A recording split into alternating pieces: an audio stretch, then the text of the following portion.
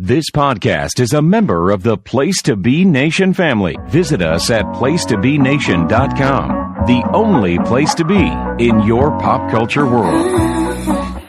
Loki, Loki, you should really get to know me. Loki, Loki, you should really get to know me.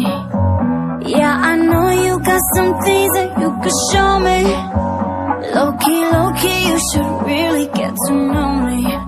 I see you looking at my body very closely, but there's a lot of things about me that you don't see.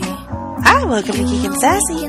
My name is Jennifer Smith. I am here with the wonderful and beautiful and talkative Miranda. How you doing, Miranda? I'm good. Good. I won't be talkative much longer, though. Yeah, you got to get it out while you can, you know? Somebody somewhere wished one day that Miranda would shut up. Was it Jerry? And I actually cracked that joke today. I was like, so my husband wished I would shut up one day. Too bad he's not here to experience that I'm shutting up. This lovely... So essentially, because I have had a few people that like know us very personally be like, "Oh my God, what's wrong?" I realized we were super vague last time. We were super vague. I didn't like that was not intended. Jenny may have intended because she wasn't sure if I wanted to like tell everybody. That's pretty much what I thought. Yeah, but like I didn't intend to be that way. So we've had some friend of ours, which I was gonna like tell on one of them. So our really good friend Bianca texts me and is like, "Oh my God, girl, you didn't tell me what is going on." So I told her, and then she told Brad, and he goes, "Why? Because she talks too much." Well, which my reply was like, "You're not funny, Bradley." But so I have to have essentially the easiest way to explain it. It's an arthroscopic version of TMJ surgery. Should they get in there and it need to be more detailed, because apparently the jaw is deteriorating, like the jawbone itself is deteriorating and the platelets that hold everything together, make it all work, are deteriorating, and the cartilage is obviously failing because of said interesting stuff. Yeah, I don't medical, blah blah blah. And apparently what's my right is actually locked almost all the way closed, which I didn't know because it's in a manner that it affects like when you're chewing and talking and things like that, but not like the everyday movement, if that makes sense. So they have to go in there and just like shift and fix all those things. Now that means that I won't be able to talk well for a few weeks, and then after that I'll be able to talk, but varied on to what degree and for how long, obviously because of pain and it learning how to move the new way. And for 3 months after the surgery, I cannot eat anything that is any bigger than like the size of a goldfish cracker in size. If it can't be cut with a plastic fork or plastic knife, I can't have it. And if it requires you to chew more than once. So, you know, when you bite anything, you chew one time. So what the fuck are you going to be eating? Apparently, I am going to go order a shit ton of protein shakes. But I can have, like, soup and mashed potatoes and, like, creamy mashed potatoes, obviously. I can have soup. I can have, I bought the squeezy pouch applesauces that have like all extra fruits and vegetables in them, basically baby food. I bought those, and then did you know Godiva chocolate makes pudding mix now? No, I did not know. I found it, and so I bought like 6 boxes of white chocolate Godiva pudding mix. I'm not like a huge pudding fan. I'm not either, but obviously I can't eat like chocolate bars or anything. And so, I mean, what about ice cream? I can have ice cream. Oh, there you go. Now, like, the first couple of days, the ice cream might be really too cold for that, but, yes, I can have ice cream. Well, initially, I was, like, kind of jealous because I thought you were going to get, like, super skinny, and now I'm thinking about your diet, and I'm realizing that... Well, no, honestly, if I don't get so skinny, I totally fucking give up trying to do it. Because... I mean, honestly, still, I'm only eating, like, soup and mashed potatoes and protein shakes and, you know. Ice cream. Right. Which even then, he warned away from ice cream for the first, like, couple of days because, like, the cold would be like, kind of intense for me. Well, but my dog is randomly growling it over here. Sorry. Yeah, so that's what we weren't trying to be vague about, but that does affect the possible recordings of anything that I was going to be guesting on, or our show here in general. So if we're not here for a few months, we are not going away, and we're not doing one of those like, oh, sorry, we're so busy. Like our usual thing. Right, so we're telling you in advance. Yeah. That we may not be here for a few months, but that doesn't mean that Miranda and Jenny have done their, like, weirdness. It's that, yeah. So, because they do, like I said, they go in arthroscopically. I think I'm saying that right. You are? If that doesn't go well, though, or if they need to do a little bit more and get in further, they actually then have to go where the earlobe is, and they cut you open there. Ah. So if they have to cut me open there, then the recovery time is quite a bit more intensive than just like, we're going to do your surgery on Wednesday, and on Monday you won't be able to talk, but as long as your job doesn't require you to talk, you can go back to work.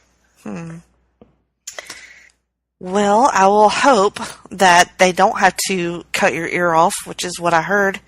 Well, it's right in front of the ear. Okay. So they go in front of the ear where the cheekbone, like where your cheek skin butts up against the earlobe, and they do it right there in front of the ear. Well, does that require, like, plastic surgery to... No, I mean, I'll have a scar. They explained to me, and, like, because where they're going in now is, like, right on my cheekbone, like, up higher, closer to the ear, and they just go in. He's like, there's 2 tiny little holes on either side of my jaw bone, and they'll go in there arthroscopically. And he did tell me that I might scar.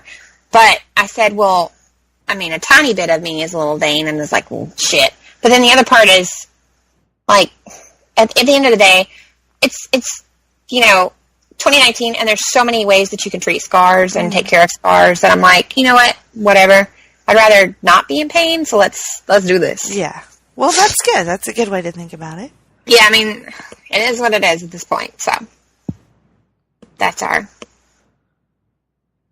Yeah, I realized, so you weren't the only one that was vague, though. My mom did a live the other night for her jewelry business, and I claimed an item, and she goes, yep, I got you, Randa. I'll bring it down to you when I come. And then she, like, goes, and she's like, and I don't know that she realized how vague she made this sound, and I guarantee you, I've already had messages of people, my family, this is because they're nosy, being like, oh my god, what's wrong? And I guarantee you, I know where their brain went the minute my mom said this, and you can tell me where your brain goes. So my mom goes, as she's bending down to, like, get another product out of the floor, goes, yeah, I'm having to go to Alabama. I'm going to have to take care of some family things. And she kind of, like, didn't say anything else. And everybody knows that Jerry is currently overseas. So I was just waiting for the influx of, oh my god, are you guys okay? Oh, yeah. It was just so vague. Yeah. Yeah, we're just take care of some family. Like, I audibly out loud went, Jesus Christ, Mom! Even my sister-in-law was like, yeah, she was super shady. Like, I don't think she realizes that she was super shady. Well, I think... Yeah, she probably just didn't want to say too much, So just... Right. Kind of like what we did last time. Yeah, and I didn't even realize it, but that's when it hit me. I was like, oh man, Jenny and I were really vague. All right, we should probably clear that up. Yep. All right. Well, I'm glad that texting exists so that we can still communicate. Yes, I'll be doing a lot of that. Caden gets a vacation from listening to you.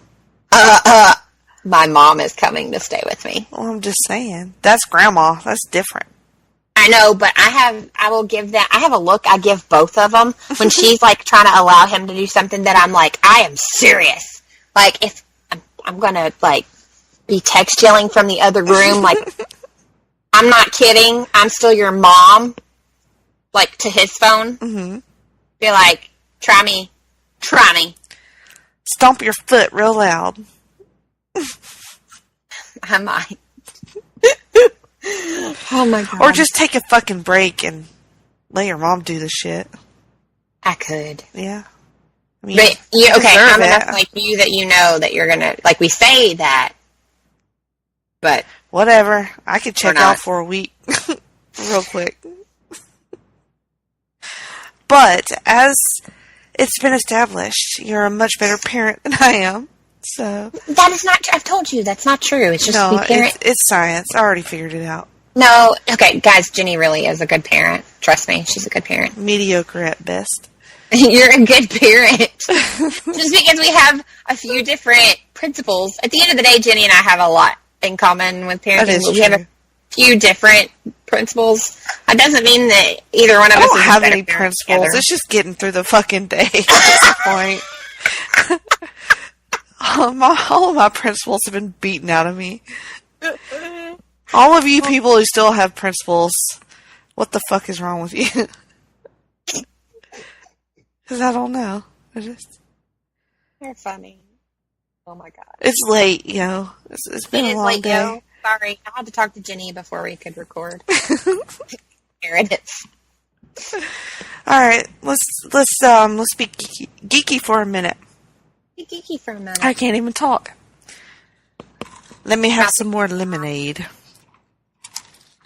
I have unsweet tea. No comments. for Gross. unsweet tea. I can't help it. So, we would like to talk about our regular segments because of the Sassies, the very popular Sassies. The only award show that matters. Of course. We didn't get to talk about those things, so tell me about some things you've been reading. Reading, I have kind of gone back to what I'm pretty sure is classified as like the cozy mysteries that I explained. I don't know. Several episodes ago, I explained the definition of a cozy mystery. Which, long story short, typically is a mystery series in which the murder or murders happen off screen. They are also sometimes usually done by like a junior sleuth or like not an actual police officer or detective.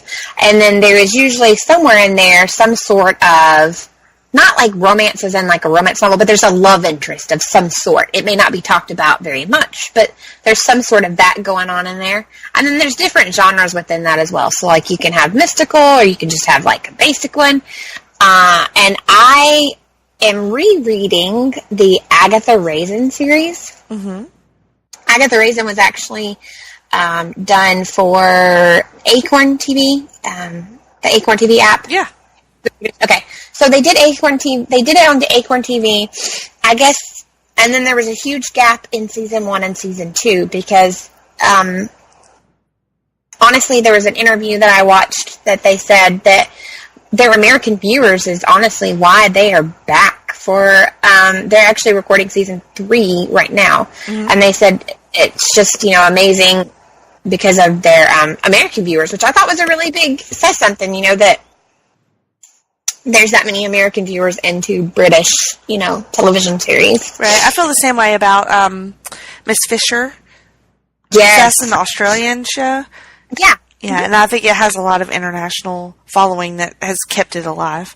Miss It's a Fisher great is actually on that app too, because they have they have Scottish, British, Australian, New Zealand, all different shows. It's an amazing app.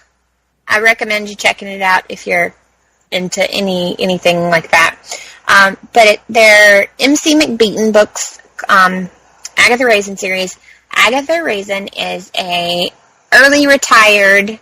So in her books, she's a little bit older than what she is in the show. But I watched the show and I was like, you know what? I want to reread some of those because there are variations, obviously, that work better when you're doing a 1-hour TV show of a book that's like for example, 6 to 7 hours an audiobook. And then there's like 30 of these Agatha Raisin books. Damn. Yeah, I mean, she's been writing for a while. But she's a early retired, like she was a self-made in the PR business in London. And she did so well for herself. And I believe Agatha is actually Scottish, the character. Like, this is all happening. It's like in, the Cotswolds, which is part of, England, London area, but she's actually Scottish herself. Mm-hmm. So, she's early retired, and she was always in love with the Cotswolds because of trips that she went on as a child and stuff. It's where she felt happy. And she kind of turns into a junior sleuth. Like, there's all these murders that, like, turn up, and, like, all these quirky characters throughout her little village in the Cotswolds that she lives in. And she ends up, like, was never a animal person, but now she has cats. I want to say we're up to, like, 3 at this point. And there's the love interest of the guy that was her neighbor that, like, she's really she'll, like, purposely put on makeup to go check the mail in case James is outside.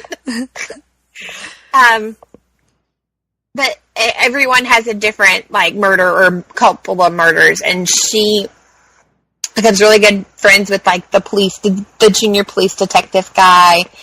And they're funny. There's a lot of, because it's a cozy mystery, there's a lot of funny, but there are lots of serious moments too. And somehow she always manages to, like, find herself in a world of trouble where her detective friend is like, Aggie, you're going to get yourself killed. And she's like, ah!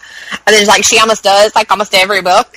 So she's like a Nancy Drew, like an old ass. Yeah, she's Nancy.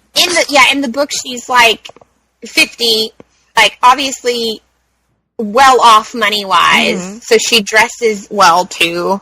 And has, like, she has a keen observance for things, obviously being in PR and, like, doing the things that she did, like, making people look better. Making, like, she talks about in the book and on the show too, like, I spent all this time making pop stars look better, making diplomats look better, so you obviously have to have observation of people and be able to read people. Mm-hmm. So it also comes into play. Those are also things you have to be a good detective. And so it kind of just happens that she ends up as this, like, junior sleuth.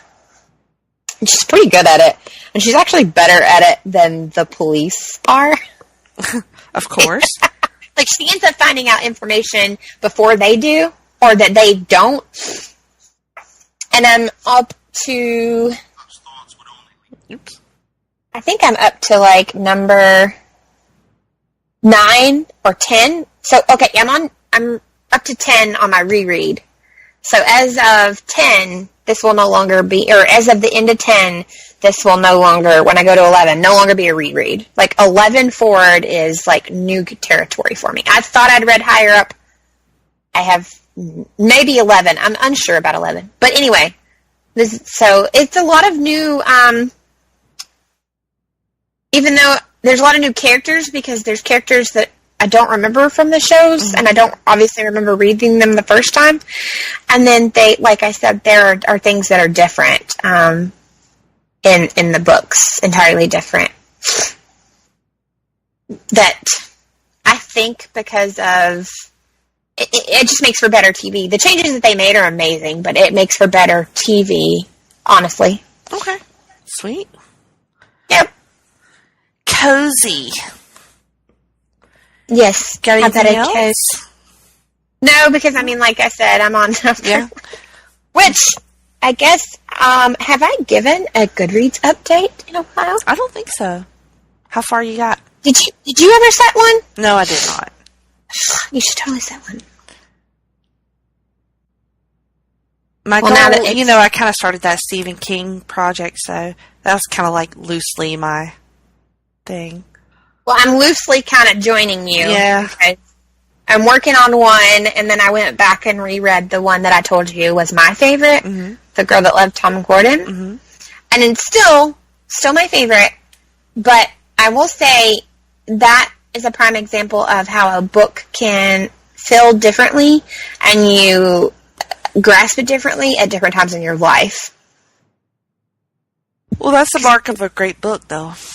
Yeah. But if you remember, I told you the very first time I read that book, I was probably Caden's age. Mm-hmm. Maybe just a tad, like, not much older. So, I mean, reading it at that age versus, like, now. I mean, I think I read it one time when I was pregnant with Caden, maybe. I reread it when I was pregnant. Yes. Because I ended up, like, taking so long because I was falling asleep because, pregnant women, that I had to pay an overdue fee on it. Yeah. I bumped myself up to 75 books this year. Nice. I have already completed 28 of 75. Not bad.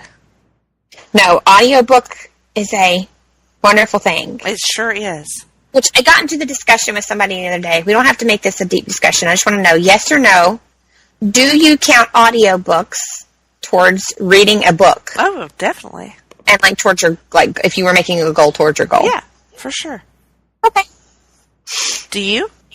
I do. Okay, good. Because honestly, because of the way I learn, sometimes I can sit down and try to read a book and I just can't, and I just can't. Mm-hmm. I end up going back and reading the book later, but I just can't, and I just can't.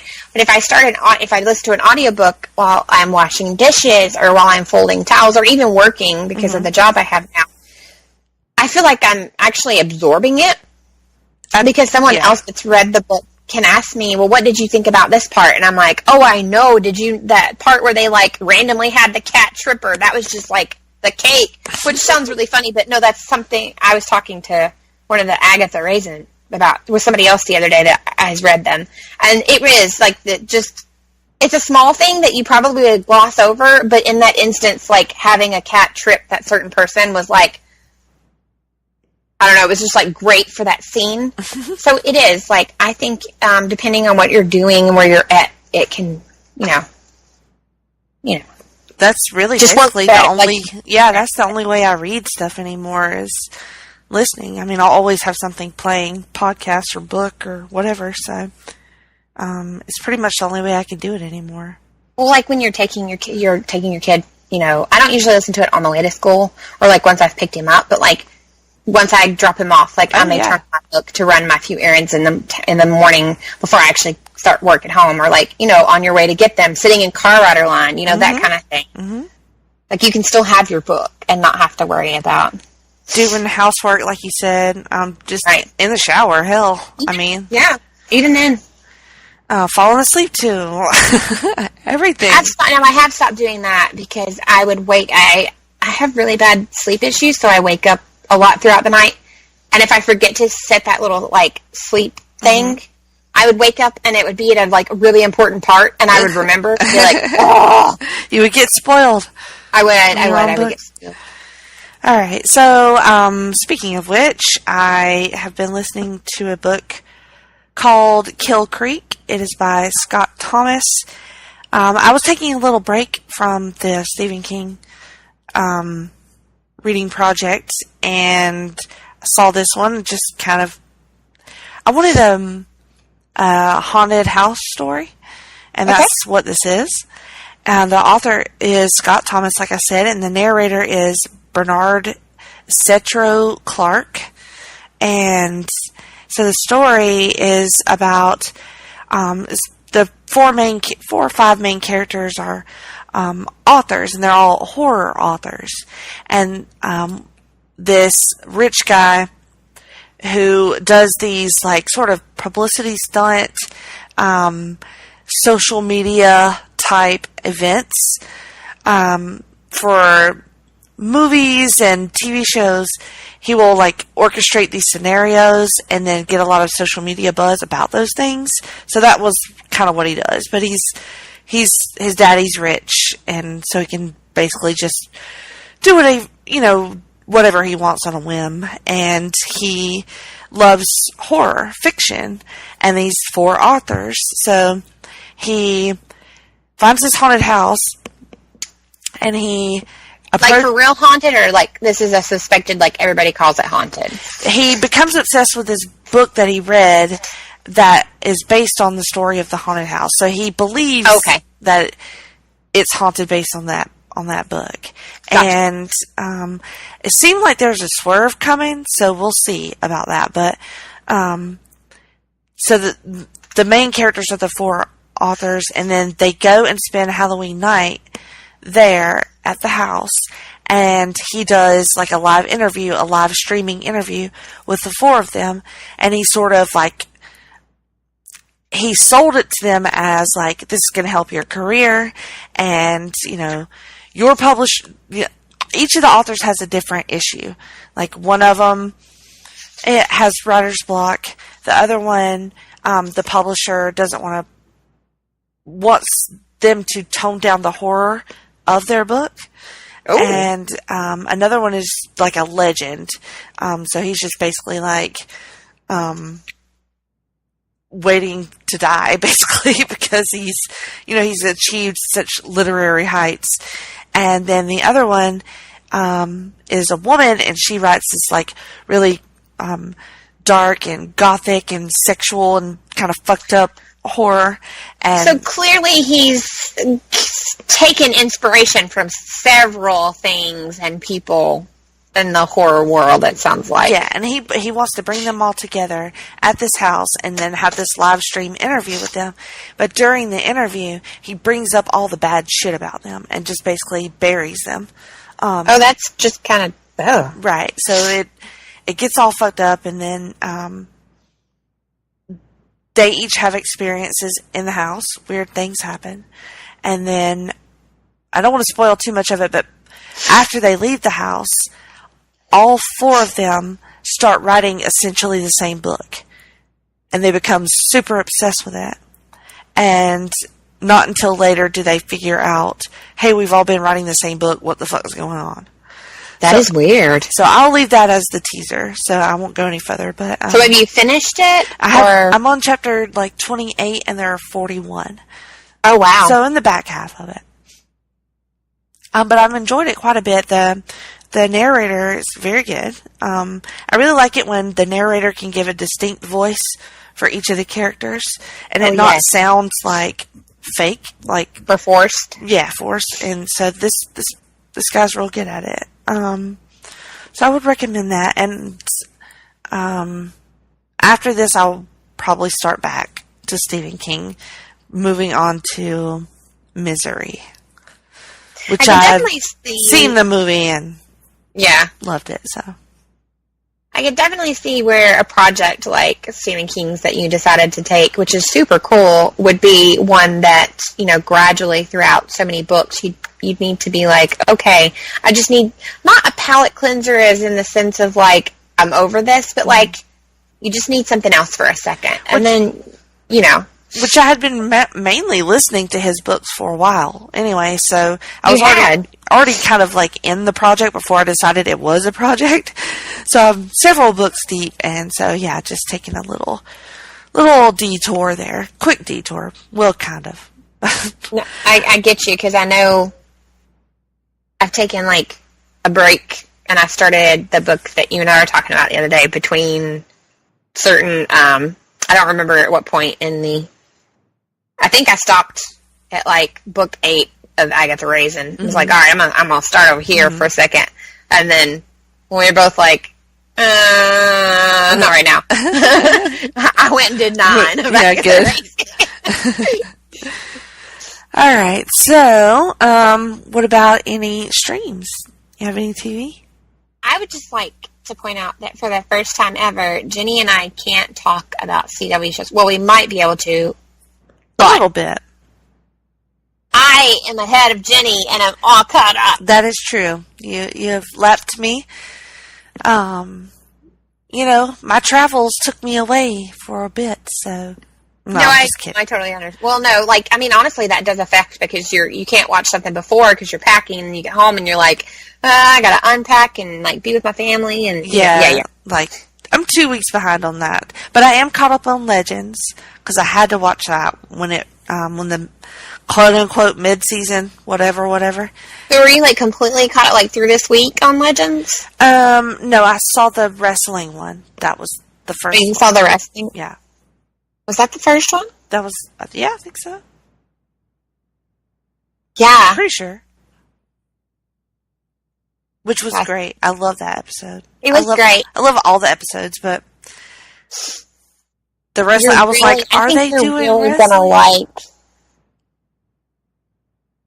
What? Not that they're running together for me, but I think it's the one that just came on Monday night. I really, really liked that one. Is it the Nixon one? No, maybe that was Monday night. No, it's not the Nixie one. It's the one that features a small Bollywood performance. Oh. And that doesn't, like, ruin anything. Okay. But I loved that one a lot.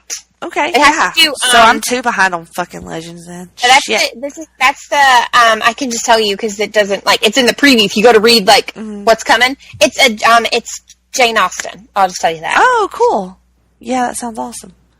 You know, Legends is kind of feeling that, Doctor Who, they are very Doctor Who. Very Doctor Who. I don't dislike it, though. I don't either. Because a lot of what I loved about Doctor Who is the sort of like one-off stories. Where, yeah, like you have that continuous story that's going on in the background, but every episode is kind of its own story. Yeah, and so I feel like Legends is like always that, you know, yes. Like really the main arc and the threat or whatever. It doesn't interest me as much as the sort of more character focused, right, and kind of zanier episodes do. So I did watch tonight's Flash, and when you get completely caught up, or for anyone that has already seen it, like, I need you to message me because I need to know if you thought certain people's reactions, which usually if you've seen it, you know what I'm talking about, if certain people's reactions were valid, like, and who you side with. And then I just want to say that, like, it was, like, there was a point where it was, like, emotional. Like, it was...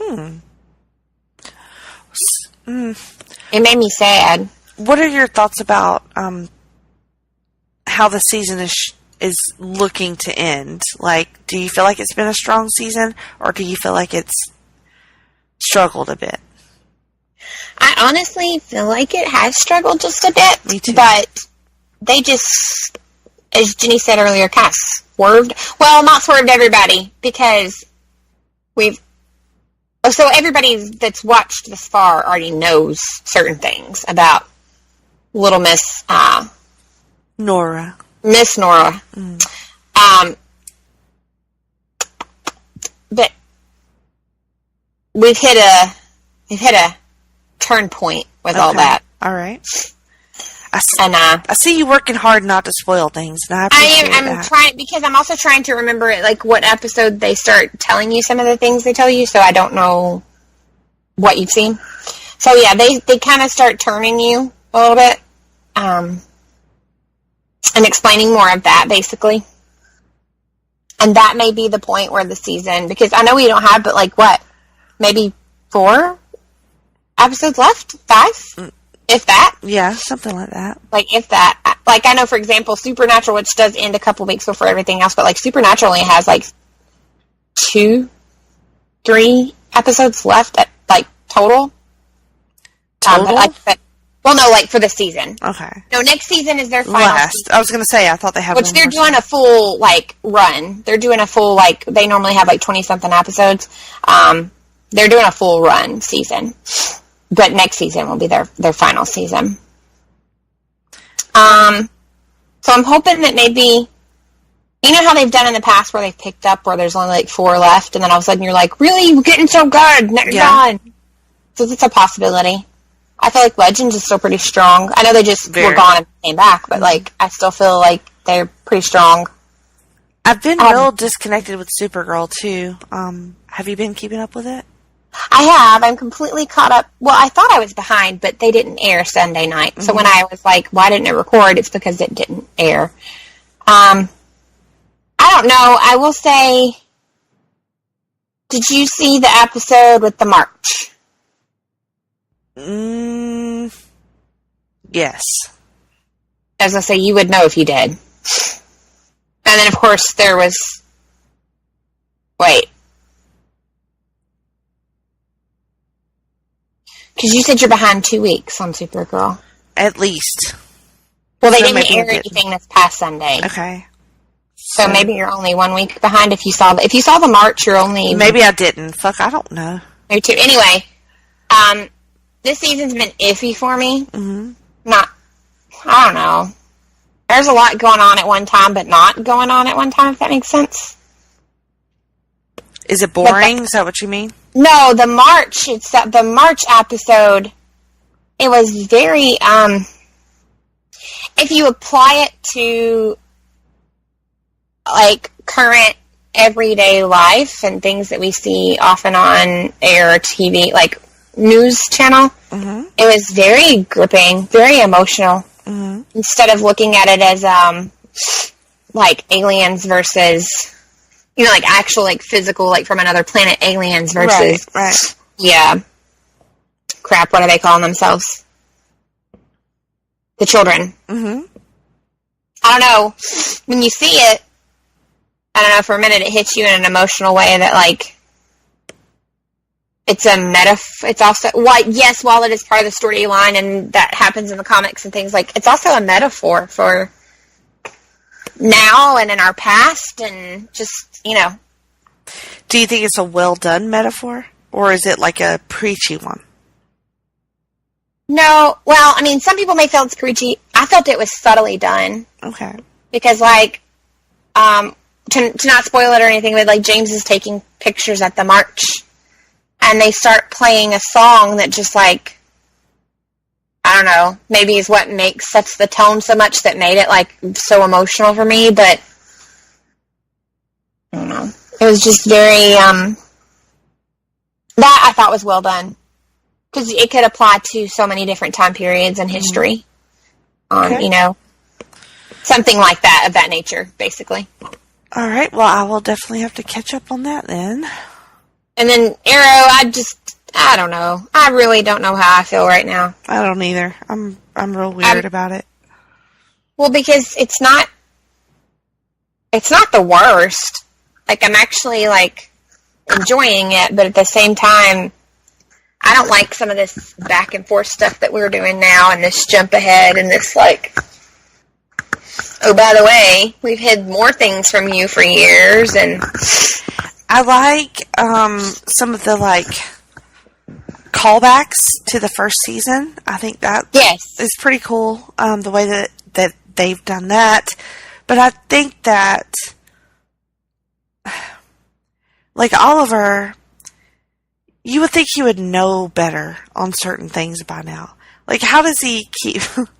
I mean, say this as a comic book fan, but, like, come on. At some point, you have to, like, not wear blinders to some things.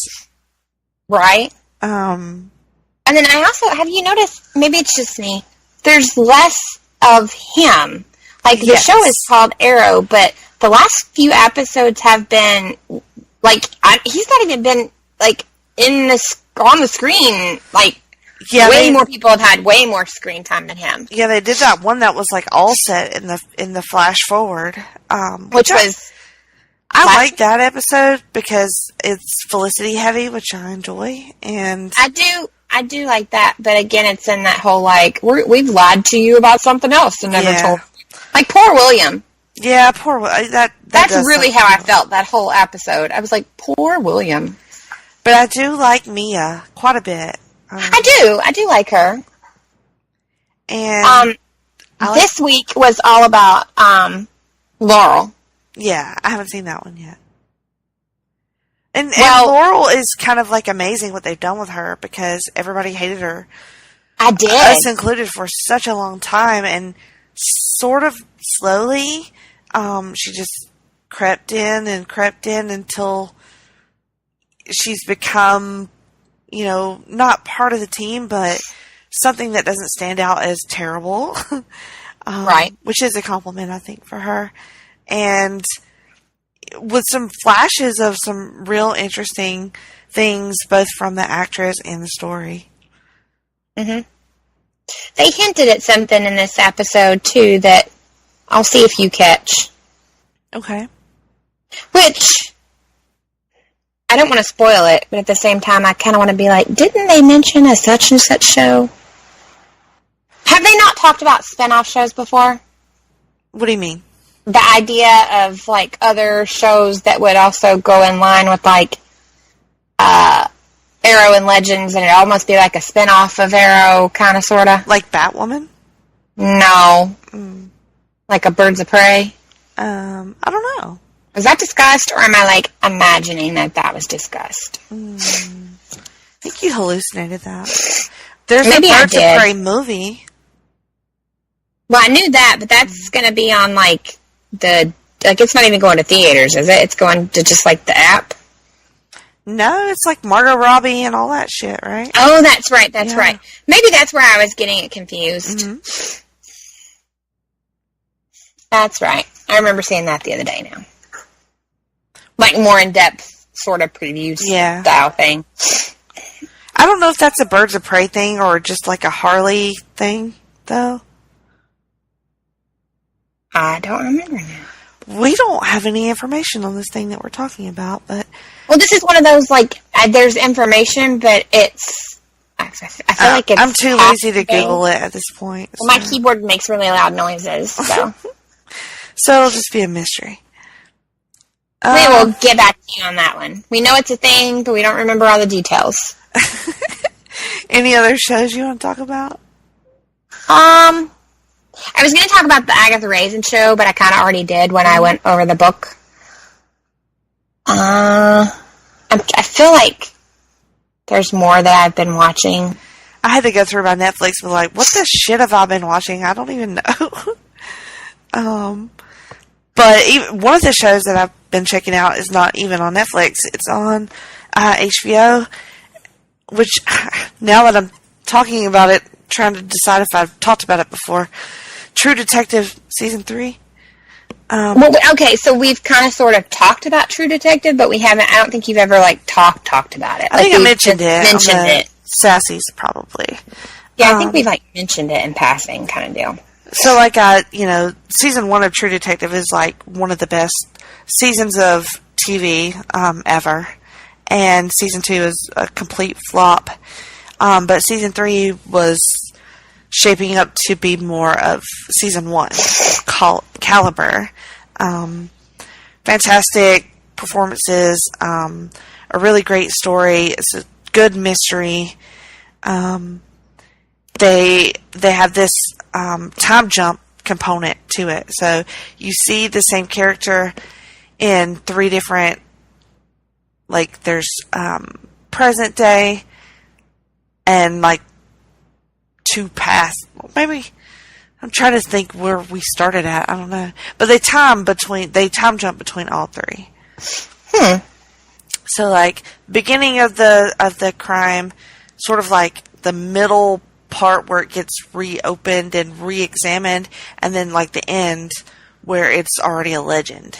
So, Gotcha.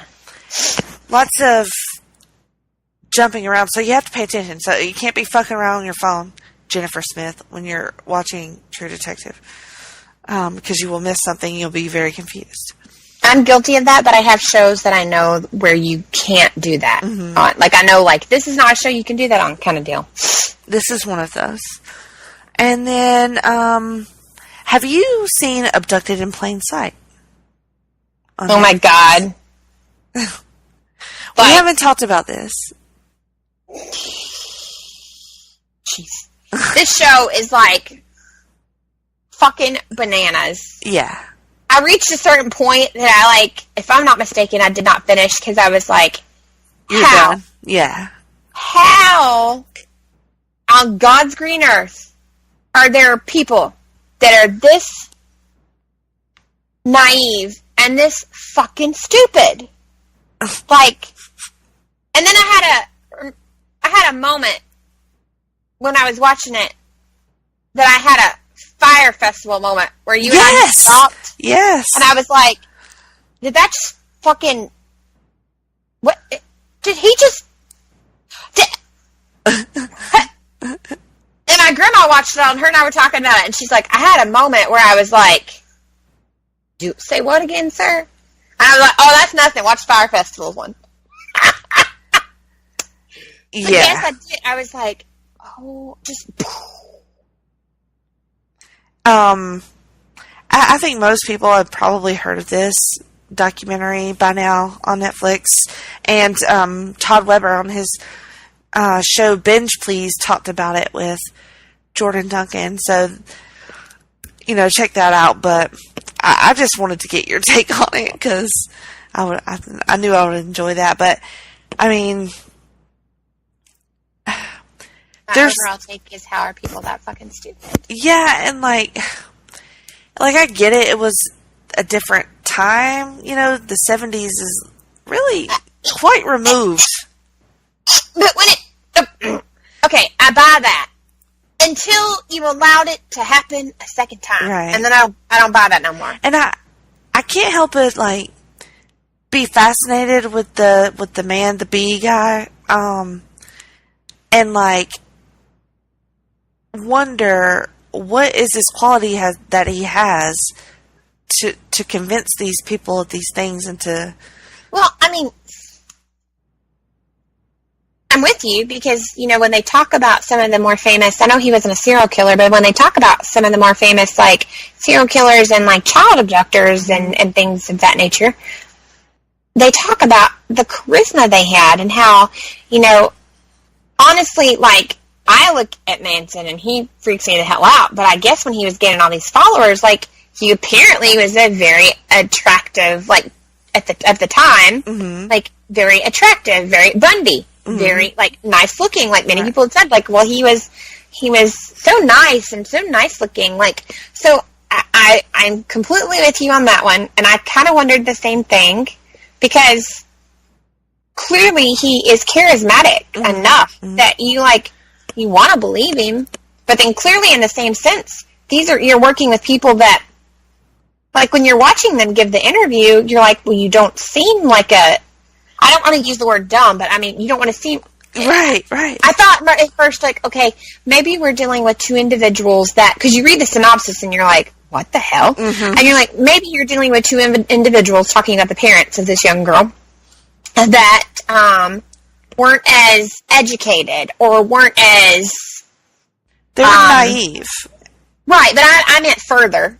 There's those people that, not a learning disability, but they just, they learn differently. They don't grasp things the same way, kind of. So I thought at first, is that what we were dealing with here? No, they're just extremely trusting and naive. Yeah. And that's scary. And I think with, on the father's side, there's some, deeply repressed homosexuality. Clearly. And then... Hence my statement. And then that feeds into the wife, too, because this man had an affair with both of them. Yeah. In order to get to their daughter. And they never said, if I remember correctly, they never flat out said that he physically did anything to that girl. Oh, but I'm sorry. She did. Yeah. I mean, did she? Oh, okay. Yeah. She said, she gives the number of encounters, I think is what she calls them. Well, I think it's the parents didn't say. The parents were he would go in there and lay down with her to fall asleep, tell them, I guess what... Yeah, she said, this is what happened. Right, and I'm I guess in the trusting, and then, like you said, things weren't talked about at that time. Mm-hmm. So, yes, there were just as many horrible things like that happening then as there were now, but, people didn't talk about it, mm-hmm. and people didn't, teach children, hey, you need to tell someone, or hey, we'll believe you, or mm-hmm. so. But I felt bad because was it the dad or the mom that was yeah, he used to always every time it was bedtime, he would come over and he would take her in there to read her bedtime story, and he would close the door. We weren't allowed in, or something like that. And I'm hold the phone, He had them convinced that it was part of his therapy for him to sleep in the same bed with her. I'm and her right mind. And then the guy does this swerve in this Alien cover story. I don't know if you got that far. I don't remember Alien. I'm telling you, there was a point where I was done and checked out because I was I just don't understand how we can continue. There are how many more episodes left? How are we continuing this shit?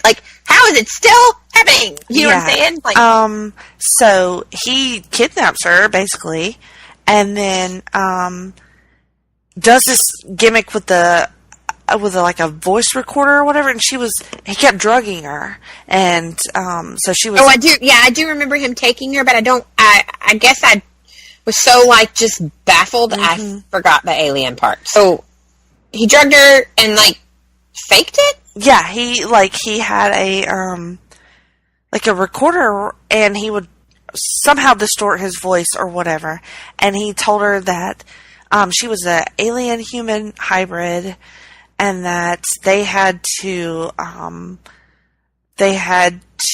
a baby in order to save their planet or dimension or some fucking bullshit. And so it was part of her mission was to get pregnant by him. And if she did not do that, then they would move on to her sister, who was also an alien-human hybrid. Oh my God. So she was just completely brainwashed. And that she fell in love with him, through this whole cycle of manipulation. Syndrome, sure. And she admitted in the documentary how obsessed she was with him, and she told her parents she was going to run away and she was going to marry him. She did run away at some point. They flew her to him when he was out of state at one point. But she was still young when they flew her to him, right? Yeah, super young. So, the whole thing's just awful. You just handed your child to a... Yeah. But she ended up confronting him in open court. And, I think that was good for her. I think that being able to talk about it is ultimately very good for her, although obviously she is scarred for her life. And for sure. The relationship with her parents is, probably quite difficult. But I don't know. I think it's amazing that she told the story. I can't. I think it's amazing she's not more messed up than what she... ultimately, you can't say she's not. Right, she super is, but being able to tell people about it and, I don't know, maybe some good will come out of that, hopefully. Open some people's eyes. Or maybe some people went through probably nothing similar to that, because that's fairly unique. That is a level I don't think can be replicated. Right. But maybe some people that had some past experiences might be able to come to terms with some of that stuff. But it was fascinating. I will give it that. It was also horrifying as a parent. Very horrifying. I just don't, and even not as a parent, so let me step back. Just like a human person. Yeah, just as a human person. But then, as a parent, I'm sitting there going, how? Mm-hmm. How do you, how? And I kept, talking to myself. Yeah. Yeah, no. It's something else. I am watching, the other thing that I guess this will be our little documentary section here, but something else that I watched that also reminded me a bit of Fire Festival was the documentary about Elizabeth Holmes called The Inventor. And she was quite popular. How was that? There was a lot of people watching at the same time. I just was curious. So, just real quick about Elizabeth Holmes, if you don't know about her, she was a 19-year-old genius who wanted to be able to invent this technology to basically get a little thin, a little tiny prick of blood and put it in this machine and be able to diagnose you with whatever kind of illnesses, or if there was some sort of preventative screening. She wanted to be able to not have vials and vials of blood drawn out. So that would be fantastic. Right. So she quote unquote invented the technology for this, and then she has a very distinctive voice.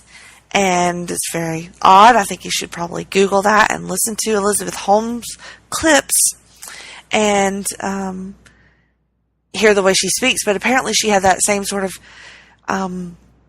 magnetic chemistry or personality that the dude from the Fire Festival had, that talked all those people out of their money. So she did the same thing. But I think on a little bit more of a more altruistic point of view. Like I think she legit wanted to be able to do these things and thought that she could do those things. And like her goals were noble, but like where we debated were his, like did he truly intend to do this, or did he truly set up to con people the whole time? But everybody, or you feel like hers truly wasn't a con from the get-go. Right. I don't, not initially. I think it just snowballed into that because she wouldn't accept that what she was trying to do was not working. Even though, just like the Fire Festival, everybody told her, we can't do this, we can't do this. And it was just like, find a way to do it or leave. And of course, nobody could do it. But she just kept selling it as a concept to like Walgreens, to all these billionaires. All these people gave her tons of money. I mean, honestly, it sounds like an amazing concept. I'm here for it. It is amazing if it can be done. Yeah, I mean, and that's part of the hook for the show for me, and really for her, because she dropped out of like, I think it was MIT or something ridiculous, Harvard, I don't know, one of them, to work on this, but it was all, I mean, not all a scam, but she wouldn't admit that it. When it reached a point of like defeat, she just refused to admit it, basically. Yeah. So that was an interesting watch, and she's a very unique person. She doesn't blink at all. I'd read something somewhere that people, they'd never like come out and said it, or she'd never said it, or nobody like doctor wise, but they believe her to be on the spectrum to some extent. I would not be surprised at all if that was the case. Oh, I wasn't when I did listen to the clips. I think somebody sent them to me. And yeah, it was all up in our group chat for like 2 weeks. Right, but every time I would like read one of those articles really quick if I had time, or listen to the clip you guys sent, I was like, oh yeah. Uh-huh. And I was like, my voice got all fucked up at WrestleMania, and it's not fully recovered yet, so I was like, tonight I'm going to sound like Elizabeth Holmes. You do not. Hopefully it's not that bad yet. Alright, I think that's all I wanted to mention. And real quick, I wanted to talk about this one podcast. It is called Unobscured. It is by Unobscured? Unobscured. Okay, making sure I heard you right. Sorry. It is by Aaron Mahnke, who also does Lore, which is another one of my most favorite podcasts. And what he did was, the season is about the Salem witch trials. Ooh, I must find this. So they do like a good 12 episodes. They're all like about an hour Okay.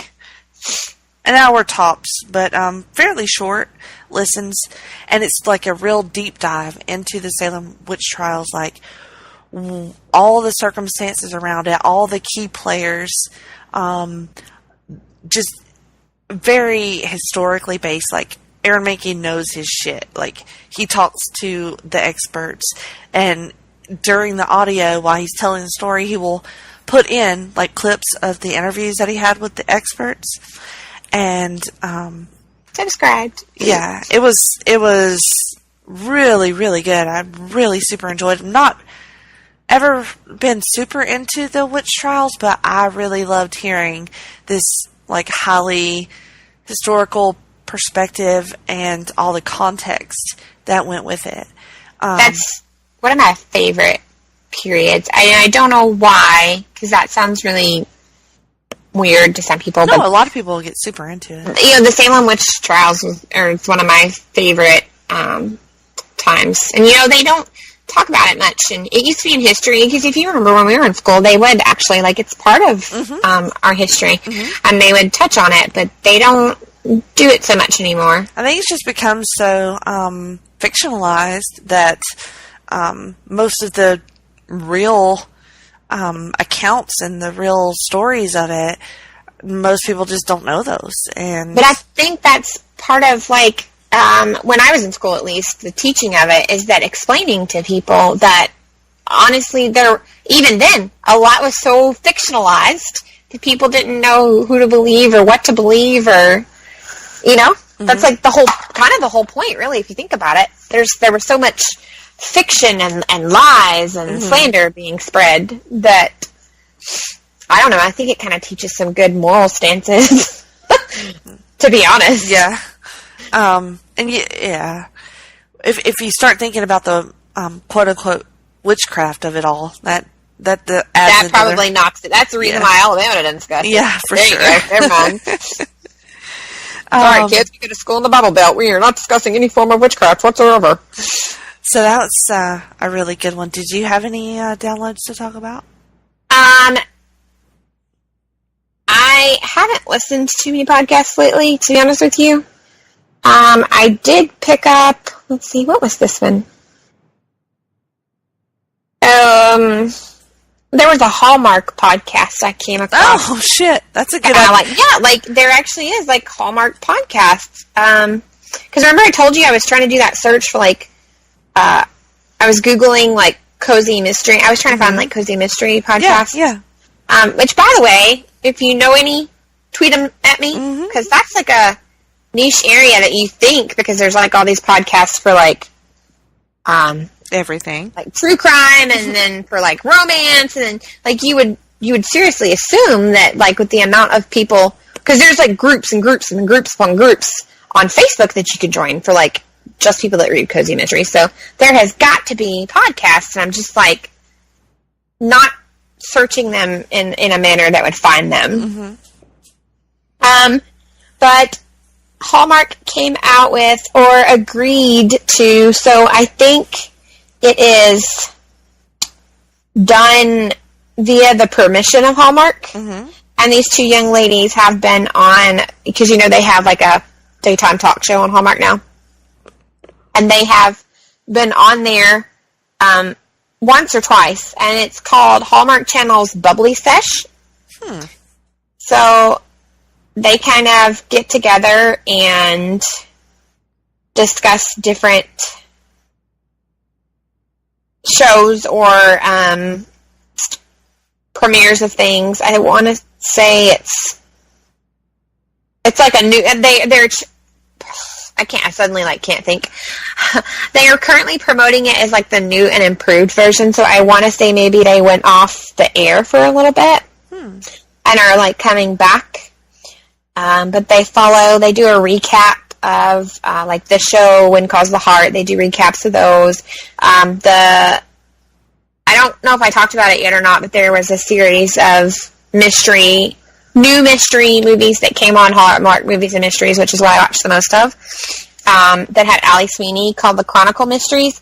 And they were actually super cool because they got the idea to do this via listening to, like, all the true crime podcasts. And then, like, the true crime podcasts that have been able to help solve crimes. Like, so she's a podcaster who actually has, like, a background in journalism and stuff like that. So she is actually doing more of, like, a live podcast where she records an episode and then, like, she's trying to solve the case. Like, she's like a junior sleuth, but a podcaster trying to solve it, put it all together at one time. Gotcha.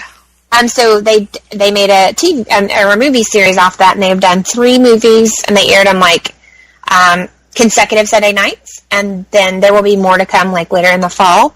So they did, like, a recap of all 3 of those at the same time in, like, one podcast. So they just kind of, like, recap different shows, discuss them, share their opinions. Sometimes they have, they will interview, like, for the one that Lacey Chabert just did, which is another, like, mystery one. But they actually interview Lacey Chabert for that one. Nice. So I don't know, if you're into any of the Hallmark shows, either movies and mysteries or regular Hallmark, I think that this podcast would definitely be for you. Hallmark is not really in my wheelhouse, but I do think that's a cool idea. Sure. I'm glad they started and like I said, the movies and mysteries channel is more of my preferred. But I do like the, like, little love, like, you already know what's going to happen, love story things that Hallmark does. They're cute. They're, not that, I don't want to say, like, you don't have to pay attention to them as in a sense of, like, that makes it sound bad. But it's like, if you can get play up, on your phone. Right, you can play on your phone, you can get up to use the restroom, that kind of thing, and you don't, I mean, on occasion you might, like, because you miss, like, a glance or an eye roll or something that plays into what's going on, but, like, for the most part, within the first, like, 5 or 10 minutes, I can tell you exactly what's going to happen. It's like the Harlequin of like, TV. Basically. Yeah, just TV movies. Cleaner. Yeah. Yeah, because they don't sleep, they never, like, sleep, quote unquote. There's never, like, sexy times. They usually don't kiss until, like, way into the movie. The best thing ever is, I'll find it and share it. There's this older guy that's describing to his daughter, I guess he accidentally stumbled across a Hallmark Christmas movie one year. And, like, he kept watching it, and then, like, he actually kind of liked him, so he just kept watching him, and he's describing him, and he sums up, like, every Hallmark movie ever, basically. And he's like, so there's always this guy and this girl. I think you remember I shared it back. I was going to say, that sounds familiar to me. Yeah, I shared it at Christmas. It literally is this girl recording her dad explaining how they work. And the dude he's hysterical, and it's like to a T. And he's right. And he's like, and then there's a glance from across the room. And he's like, the girl usually, or he's like, one of them overhears the other one, or sees him talking to something, and they misunderstand the whole thing, and then one of them storms off or storms back to LA, and then the other one comes to get him and takes him back. He's like, and they're always in the Northwest or the Northeast. Why are they always in the Northeast? I don't know. Anyway, like, anyway, but he's right. Like, he sums them up. But I kind of like, sometimes you just want that, to turn on something that, like, is predictable. Right, yeah. There's going to be parts of it that you didn't predict, but you kind of, I don't know, kind of like going back to a familiar book or going back. Yeah, you just want that. Just comfort watch. Yes, exactly. All right. Well, I think that about does it for the first half of our show, and stick around for the rest.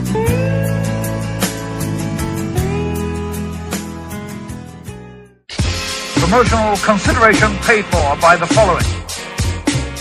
PlayStation Nation's JT Rosero and Chad Campbell here. We want to let you know that we have over 24 podcasts available on iTunes, Stitcher, Google Play, and PlayStation.com. We now offer them to you on 2 great feeds.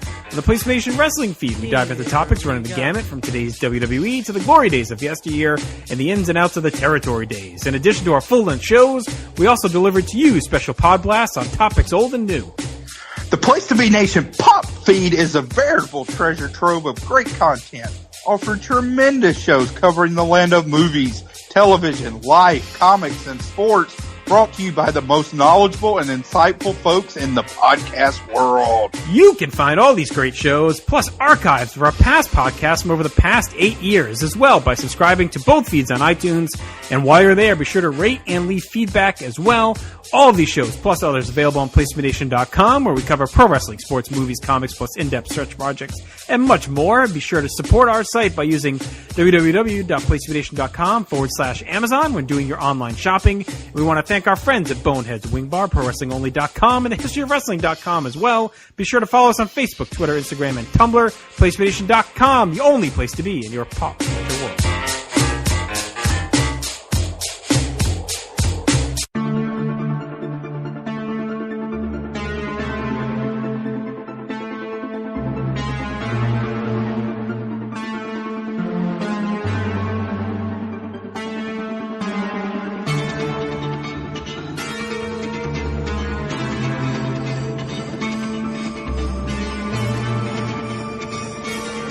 And welcome back to Geek and Sassy.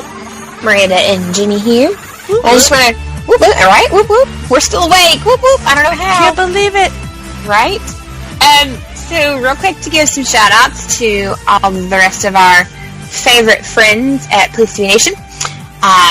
PlayStation Nation Pop, of course, has a plethora of shows, basically, that if you're into anything, we probably have it on one of our 2 feeds. Just to give you a breakdown of some of our things, we have a new Songs of Friends, where Steve Kelly are joined by a guest, and they talk about Bush. to give you Say what's going what on. now? They talk about the band bush, correct? Yeah, the band Bush. I thought that was given. All right. I'm just saying. You said they had a guest, Jen- and they talk about Bush, so... That's what she said. Right.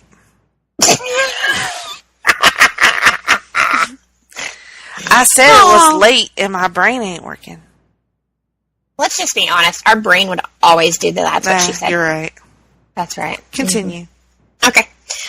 So our wonderful friends Greg and Nick have been going on an adventure this month over at the Hard Traveling Fanboys, and are still exploring Shazam. So check out all of the episodes there to get your Shazam knowledge in.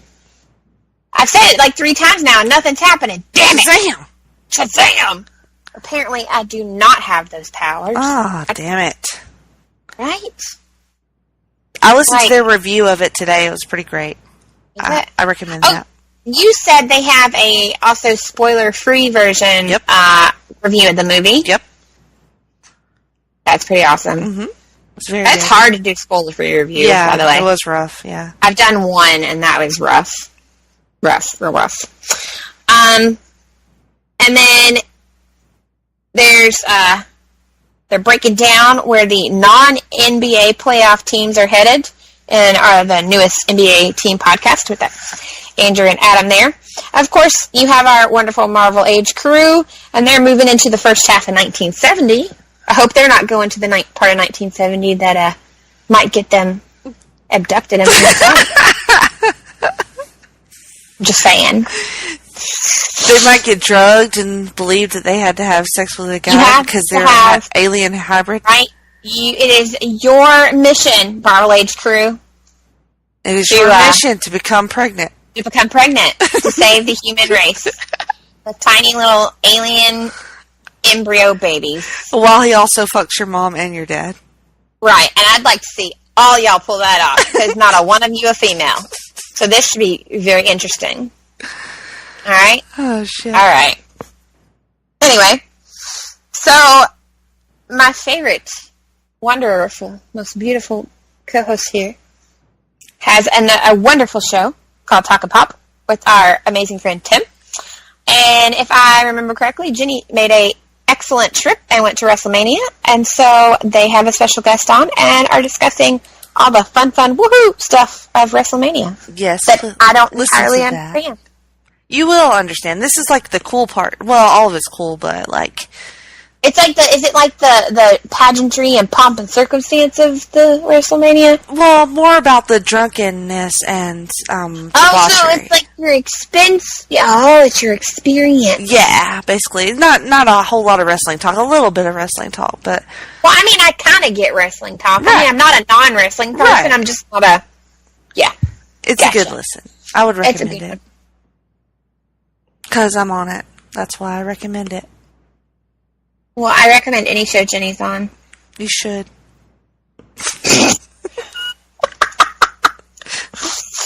And Jenny and I are both going to be part of a really cool thing on Monday night that we're going to record with a bunch of other people from Place to Be Nation. And I'm just going to go ahead and tell you, I can't remember who all is on there. I know Greg and Jenny and I, and of course Andy, but if you're also going to be on there, like, don't kill me. Russell and Tim. Russell? See, you remember the other half. I think so. I didn't forget them on purpose. I just can't remember. There's a lot of us going to be on this. I think this Reese, episode. too. Oh, okay. I think so. So that'd be cool. And you guys can kind of participate. Audience participation is welcomed and fantastic on this episode of Looking Forward and Looking Back. We're going to be doing a summer movie wager based on how well we think we can predict how summer movie releases will do at domestic box office. And you at home can kind of go with us here, and you'll have to also do that. And what you will need to do is pick the top 10 movies in order of how you think they will finish in domestic box office gross. If you need to Google foo all my crazy words there, you may do so. But you will also need to include 3 wild card picks. So it's like baseball playoffs. You got some wild cards here. Yeah, sorry, don't know. My brain does weird things. And which one you think will be the biggest bomb of the summer. I'm just going to go ahead and say, if you've never heard of the movie before, most likely you can write it in as a bomb. If you'd like to participate, please send those to Looking Forward, so it's abbreviated, it's lflbpop@gmail by Monday, April 22nd, so that those can be gathered and correlated like we had to do with the Sassies. What does the winner of that contest get, Miranda? The winner of the contest gets to be on a future episode of Laugh-In Theater and pick the comedy movie of their choosing, which will be watched.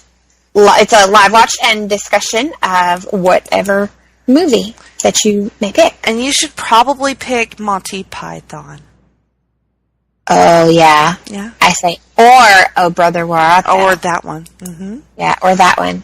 Andy would love it.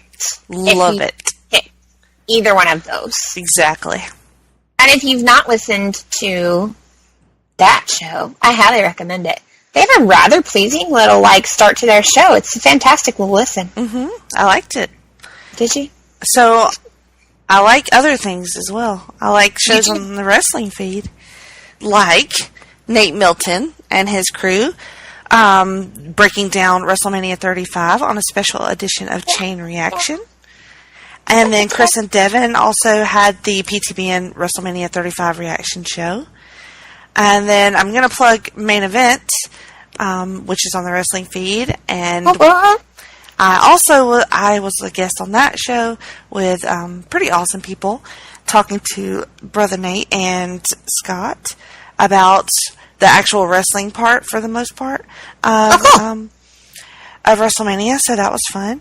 And then JT and Chad returned with a new Wrestling Warzone as they finish off 1995 with a discussion about Starrcade and how great Dusty Rhodes is. And then they continue their dip into where the big boys play, into the vault, as Chad and Parv start to look at Starrcade 1987. And the Hard Traveling Fanboys have a really like a Pod Blast series on the wrestling feed, and it's called What If?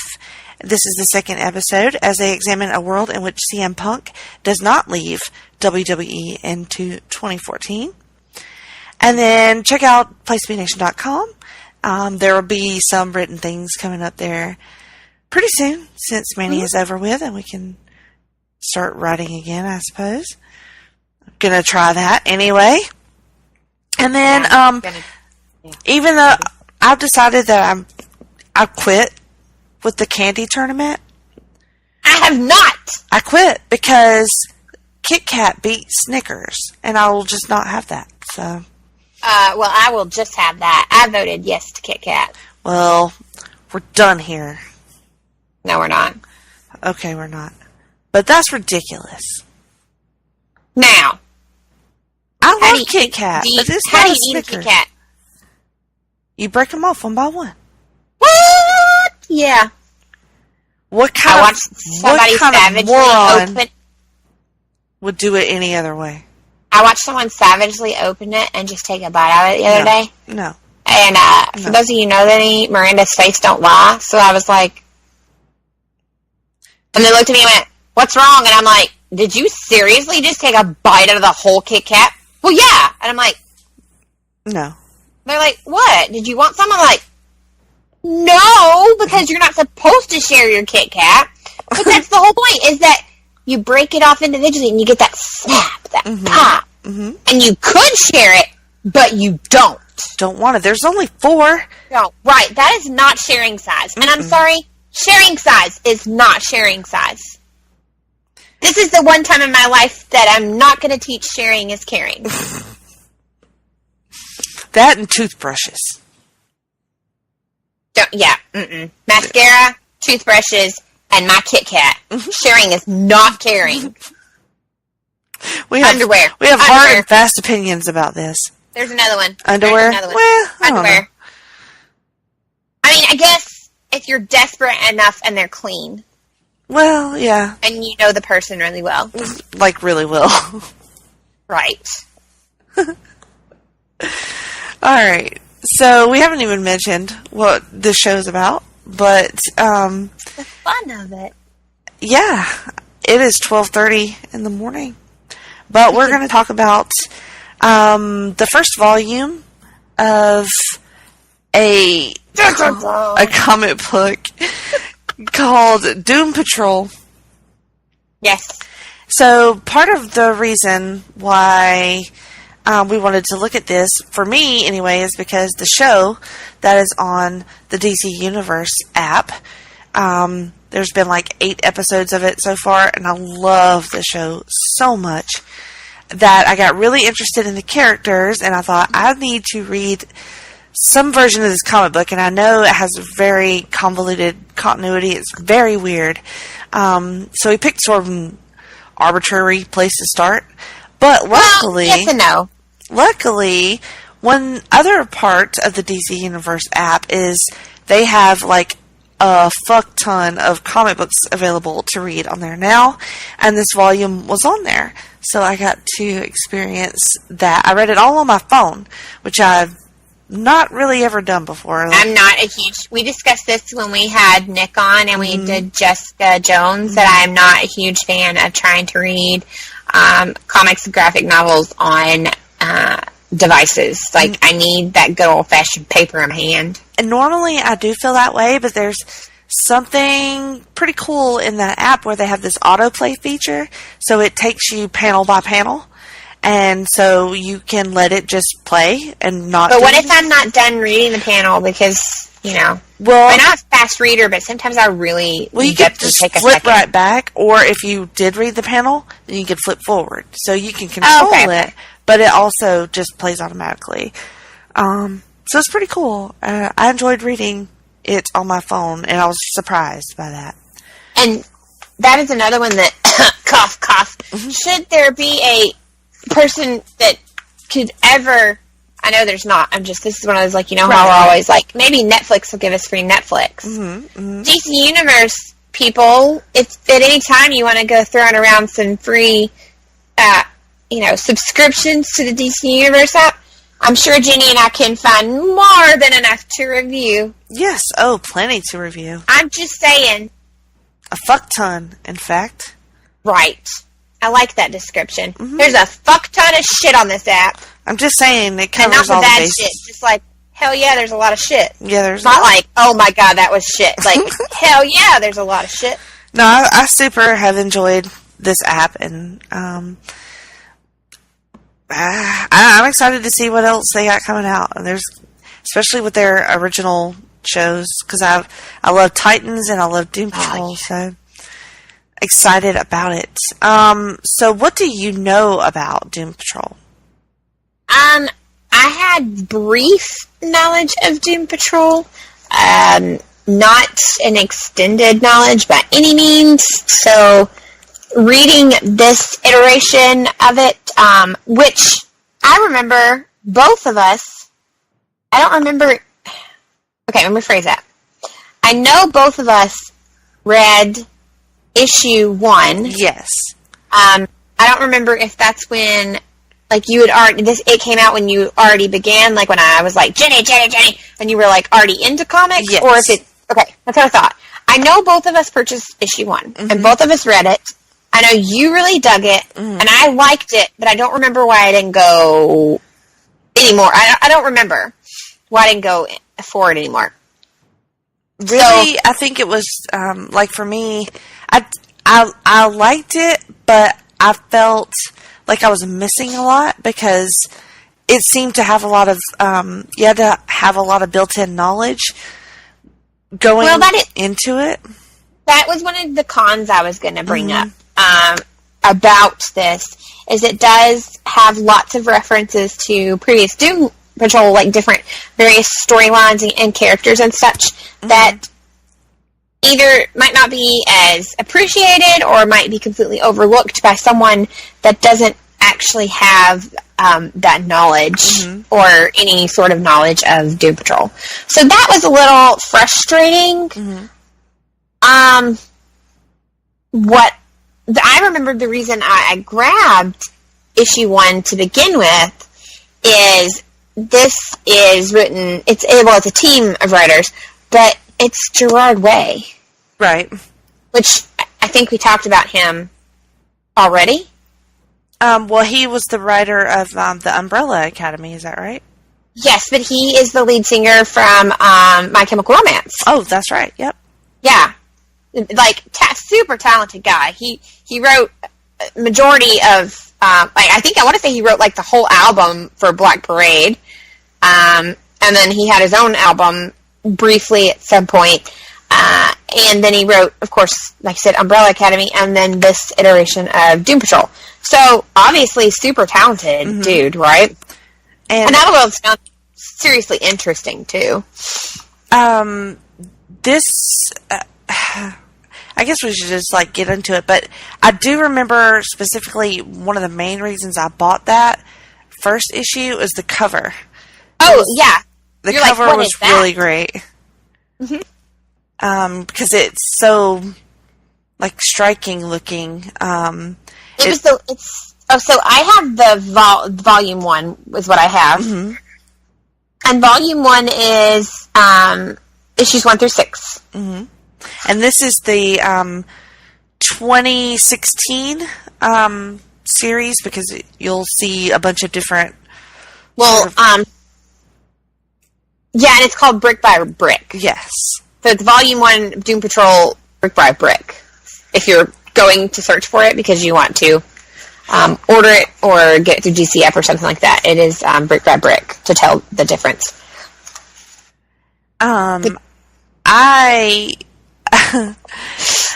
They sort of throw you in the middle of this, you know what I mean? Like, yeah, they do. And like I said, that it's a little bit off-putting at first, but if you kind of stick with it and just go with the story, it will draw you in. Like, that's what I ended up doing to me. Right. Because I was like, I don't exactly know all these, because they just throw a lot at you up front. And just keep reading is my ultimate advice for these 6 issues. Yes. It's really kind of wacky, and it presents you a lot of characters and locations and even events that are very kind of unique. And the comic is very different, so let me go ahead and say some people may not enjoy it. Some people may not appreciate it. But I mean, it was a treat. I liked it. I did too. Overall. Like honestly, you said, stick with it. I was surprised because I expected to initially see the characters that I know from the TV show, and some of those characters do show up, but they're not the main focus in the beginning. You get this character named Casey Brink, and she's like driving an ambulance, and she has a partner, and he makes it clear that she's very weird. So you get a lot of you get a lot of people like just saying like blatant things, like it's very expository, and but I don't know, somehow oddly charming and not annoying. I'm with you. Maybe because it helped me figure out what was going on with all the, like, it was a very useful explanation of things, even if it was very obvious. Right. So he tells her, like, you're weird and you're quirky, so you could kind of tell that, because she has a just love so much cat when named people are- Lotion. Cat named Lotion. Oh my god. I kept going. That's what she said. So I keep trying to think of like a way to start it. And I don't want to give too much away because it is pretty great. Yeah, I know. I'm trying to, like, I think that's what my brain is doing, is trying to decide if I'm going to do, like, a spoilery free, and then, like, do the how many Geek and Sassy thumbs kind of deal. Mm-hmm.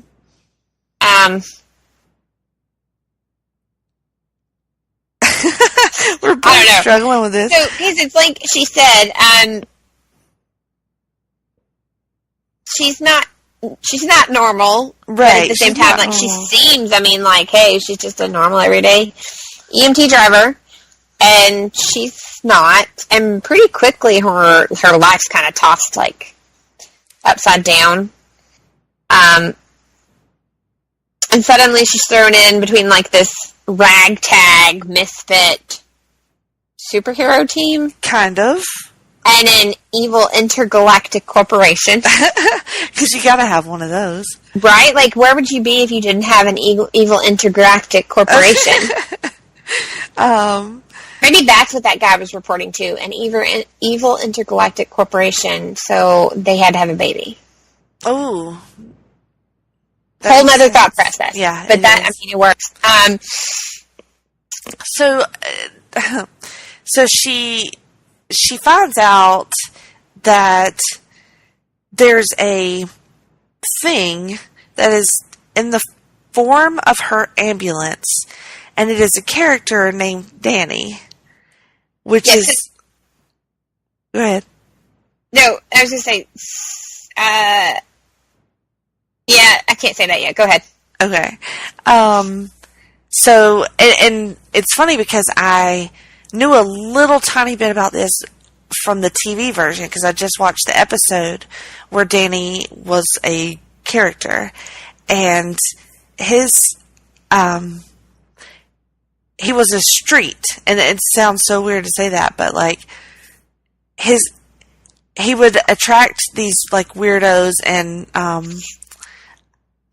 misfit type people, and attract them to him, and then they would live within him. And that sounds very odd, but it's sort of like a pocket dimension sort of thing. Right. But anyway, I don't want to spoil what she finds out because it's kind of great. I'm sure that's probably what I almost said, is that she finds out she's a... Yeah. She finds out something about her past and her origin that is related to Danny. Is very sort of meta and really surprising when I was like, oh, okay. We're not doing a great job at summing this up because it's very, very odd. Like, I've never read a comic book like this. Okay. So you've already, I mean, we've established, like, she's got a pet cat named Lotion. Right. That's the most important thing you should take away from this. Out about herself. Right. Through Danny the Street. Also an ambulance. A.k.a. her ambulance she drives. She's sort of a sentient... Yeah. Yeah. Yeah, that thing. Like I said earlier, all the, like, not even the events and characters, but even the locations are quite quirky and interesting. Mm-hmm. There's an intergalactic version of, equivalent to, rather, of McDonald's. Mm-hmm. And there were a lot of people I've, like, on Goodreads and stuff that I read this, they put, had to read twice. Yeah. Just to make sure I understood, not what was going on, but that really did happen, that really was said, that I got that correctly. Mm-hmm. There were a couple of characters that I did know from the TV show, and that was Cliff Steele. Steele? Yeah. Yeah. Mm-hmm. And Negative Man, Larry Traynor. So I know which was one that I actually watched or read in a review somebody complained about. They're like, Negative Man? What the fuck's Negative Man? It's very weird, because it's like, there's a negative zone, and so this entity that lives in the negative zone, bonded with Larry, and so now he's Negative Man, and in order for them to remain bonded, he has to wear, like wrappings, like a mummy, or like the Yeti, if you know what that is. And so he looks like a mummy, and he wears glasses, and has powers, negative powers. And then Cliff Steele is a robot with a human brain. So he looks like, sort of like the Tin Man from Wizard of Oz. Yes, but the things he has, like, hang on, there was something I was looking at that made me think more of, less Tin Man and more, shit, I can't think of the character. Bender from Futurama. Iron Giant. Iron Giant. Oh yeah, a little bit of that too. Yeah. Iron Giant is more, when I saw him on the page is what I thought of first. It's something about the jaw part, and it's the jaw, and then for some reason those little like ear, wing, whatever things he has on his head. Yeah, those. But he has a human brain, and then in one really great panel, he gets hit by a bus, car, or something, and it just explodes. Like his whole body just goes everywhere, and he's in pieces. And she picks him up off the street and takes him to her house, which is a great introduction, I think, for a character. Yes. So Cliff and Larry, the Negative Man, are together, and they know, this is part of the confusing part because I don't know the whole continuity of Doom Patrol. So they were a team previously, so it's not like they were just meeting each other. They knew each other. They had experiences together. They knew that they were part of a team, and they were looking for other members of their team. Jane is one of the characters they were looking for, which I do know from the show, but this is a very different, a different take on her. She has 63 or 64 personalities. And yeah. So, and I know you said two different numbers, but yeah. Yeah. And 63. And so those are her alternate personalities, and they all have powers. I don't know if all of them do, but a lot of them have powers. And then one of her egos is trying to do something nefarious. So that's part of what they're trying to do. Like when Cliff and Negative Man eventually find Jane, they have to help her at the end. So, for people like Jenny and I that they read this, and then there were some times where they didn't get the references or weren't sure about the references, I actually found a site, and I can share that. I'll wait and share it after our episode actually airs so that people understand what the hell I'm sharing. That it tells you this volume, which is what we're talking about today, is issues 1 through 6, what it references. And so it talks about, it's like issue number 1, dash 22 of Doom Patrol volume 5. And like it references like the older Doom Patrol. So that was cool. But at the same time, like, you would have to, like, really go back and read all those. But just to, like, understand it. Because it is I don't want anybody to be like, oh, I'm not going to read it now because I'm going to not understand so much. Right. No, you can go into this having no knowledge of the Doom Patrol. Because it was written as a brand new series that had very little ties to, like, the more recent Doom Patrols that were written before this one. It does obviously draw and is inspired by heavily some previous incarnations, and like we said, they mention them and they kind of, bring those in, but it's not so much that you couldn't read it. Right. It's still its own story, and it's pretty great. Like, it's weird. Like, don't be in denial about that. It's weird, but you just kind of have to go with it. And just there are some concepts here that are not, for me, typical comic book concepts. Not at all. But as odd as some of these concepts are, and as weird and out there as some of the things are that event-wise and character-wise that happen, like somehow when you complete this volume, surprisingly, is relatable in some ways. Yeah, it is. It does have this arc wraps up with a really cool message, and I don't know how many are there. This was the whole run. Was it just these 6 issues? No, there is a volume 2. Okay. I think what may be confusing is that, like, this one is volume 1 is the first 6, and it's called, Brick by Brick. Volume 2, oh crap. Volume 2 has a different name. And they kind of leave this on a cliffhanger, too. So Yeah. I was hoping that this wasn't all, because I really would like to read the second volume. Volume 2 is called Nada. Okay. It's not on the DC app. I will say just the first 6 issues were on the app. It didn't have issue 7 or... It stopped. Huh, interesting. Mm-hmm. I want to say there may only be... I could be totally wrong. So somebody don't get pissed off at me. But there may only be 2 volumes. That would make sense to me. And that's issues 7 through 12. Volume 2 is 7 through 12. I don't know if there's a volume 3. You know what? I'm going to find out if there's a volume 3.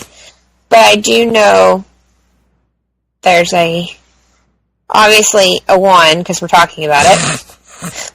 We had to stall for time. Right, obviously.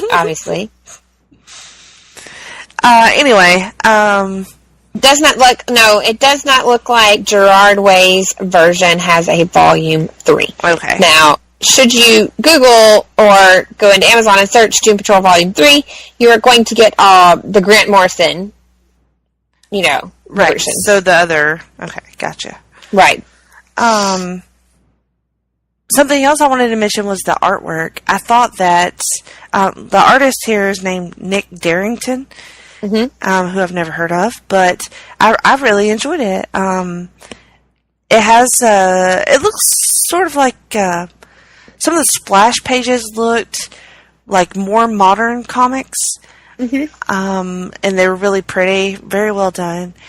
But then some of the smaller panels looked a little bit more like an older comic book, like the colors, and the not really greatly detailed faces in some of them.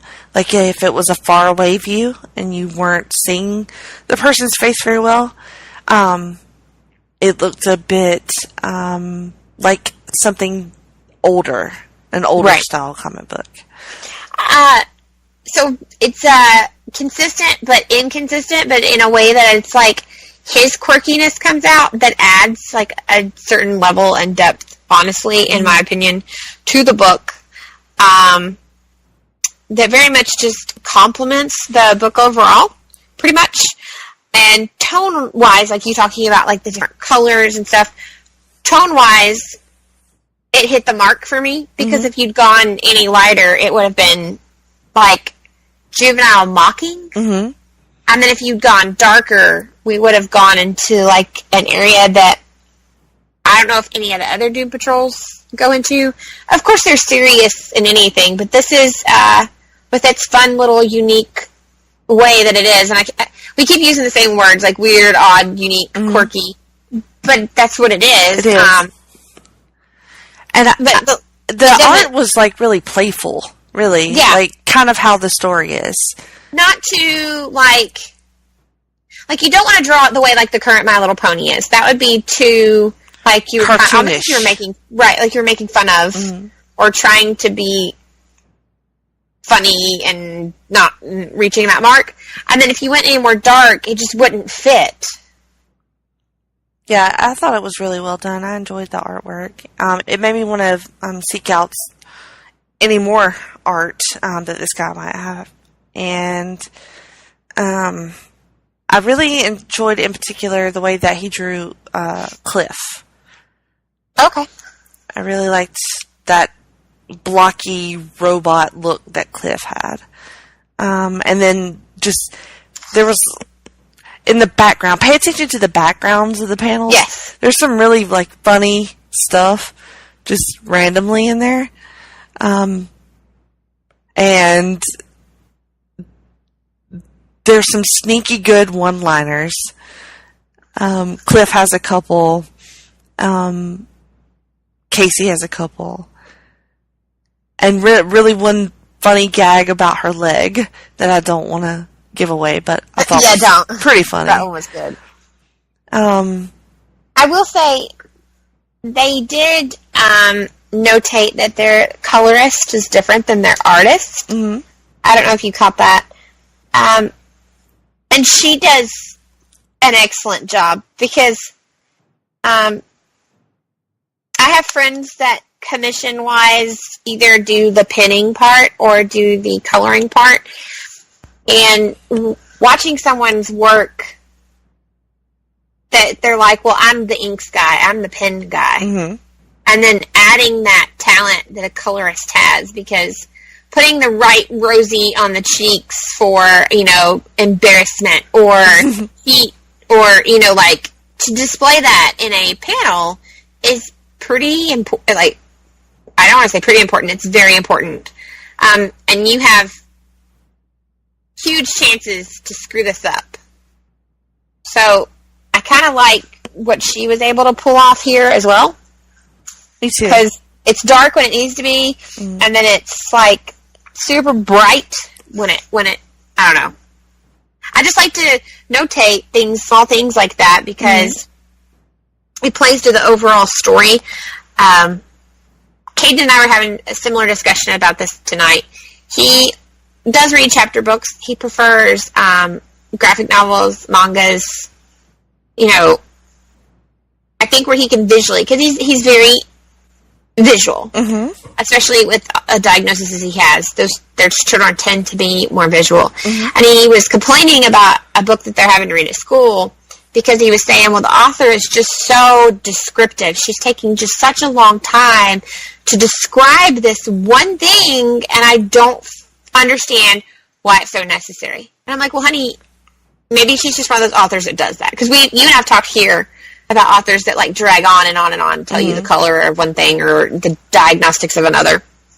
And so I understand the concern. But I also had to explain to him, like, hey, you're not looking at a panel in your books that visually it explains, even without giving you that hunk of words, that bubble of words. Like and sometimes in most comic books, there's a whole page with no words, or a whole panel or sets of panels with no words, because the artist and the colorist, or should they be both together, can get you what you need without giving you words. So I was like, you have to take the reason you're getting excess words to describe things sometimes is because you have to create that on your own now. Right, yeah. That kind of thing.